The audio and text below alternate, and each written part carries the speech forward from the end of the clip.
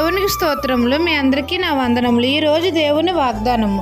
యెహోవా కనికరము గల దేవుడు గనక నిన్ను చేయి విడువడు. ద్వితీయోపదేశ కాండం 4వ అధ్యాయం 31వ వచనం.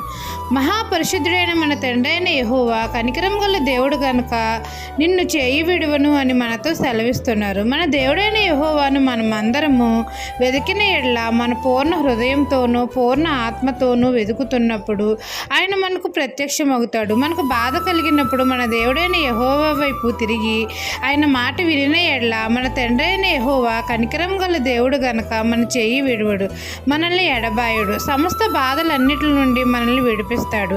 మన దేవుడైన యెహోవా అగ్ని మధ్య నుండి మోషేతో మాట్లాడుతున్నట్లు మనతో కూడా వాక్యం ద్వారా మాట్లాడతాడు. ఆయన మనల్ని ప్రేమించి మనల్ని గొప్ప జనముగా చేస్తాడు.